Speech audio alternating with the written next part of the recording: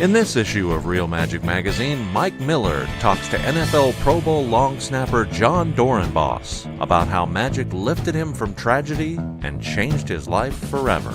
How did you get involved in magic? So, when I was 12 years old, I lived a normal life. We kind of had a Brady Bunch family. My dad worked for Microsoft. My mom volunteered at the school.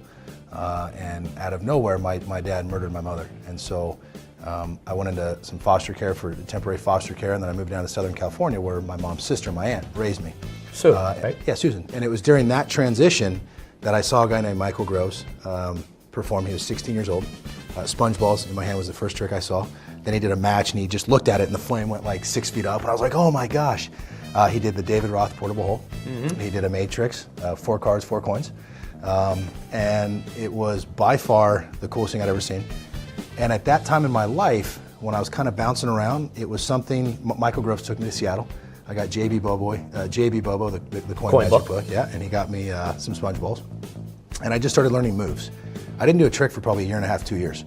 And I just started learning moves, and I wanted to figure out what I wanted to do because I knew I was serious into magic. I knew I wanted to do it. And that's how I got into it, and I've been doing it ever since. So a tragedy, magic helped change your life forever, basically. Yeah. Because of a tragedy that you had to deal with. You know, I've been very, very fortunate. Football has taught me a lot about myself, and so has magic on a very personal level. And at the darkest time in my life, or one of the darkest, magic was something that I could sit in a room and I could be happy. And I didn't really realize it at the time, but when I'd sit down and shuffle a deck of cards, and I saw Ricky Jay's, he did a documentary. Right. And he said, like, people that don't do it don't get it, but like shuffling cards can be so therapeutic, and you can think about so many different things, and you can relax. Well, that was doing that for me, but it also taught me a lot about myself that I didn't even realize that I would spend so long learning a move, and eventually I'd learn it, and I'd get it down. And it taught me just what I could do, how difficult something was, but if I made up my mind, I could find a way to get there. Right. And it taught me a lot about overcoming adversity and challenges and just sticking with something, and eventually you'll get it. But, persistence breaks down resistance. Also in issue 42, Doc Eason talks to Garrett Thomas about the importance of acknowledging your environment. In the middle of something, I had a crowd going, and the people walked in the door. The door to the restaurant's right behind this camera here, and they have to go down this little hallway into the place.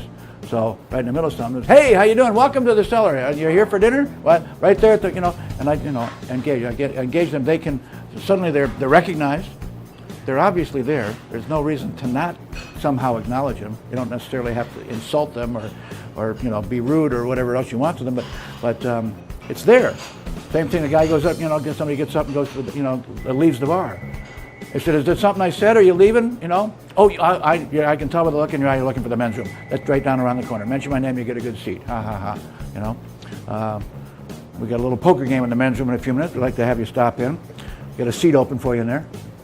The only game in town where a flush beats a full house. Ha, ha, ha, ha, ha. Okay. So you got a bit. Yeah. Everybody, so why not use everything that you've got going here? Kainoa Harbottle shares how the structure of the Japanese tea ceremony relates to magic. Christian Painter picks up some vibrations. Tyler Erickson continues his series on the false transfer with freeing the hand and destination motivation. And Garrett Thomas discusses the benefits of creating a musical score for your routines. I looked at the structure of notes in a song, like Mary Had a Little Lamb. It's a note and a word. Seems pretty simple.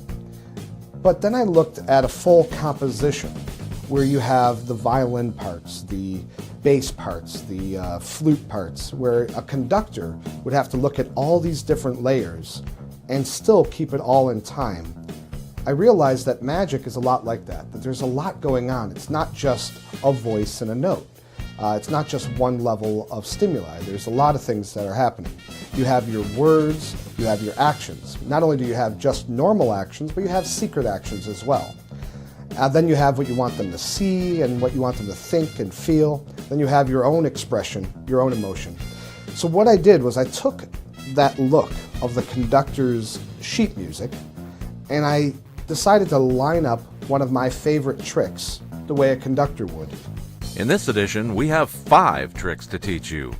3 from Liam Montier, one from feature magician John Dorenbos, and one from John T. Sheets. And I'd like to show you something that goes along with the crazy man's handcuffs. I call it band fusion. You start with the bands apart and they melt together, and without any moves, they melt back apart. All this and much, much more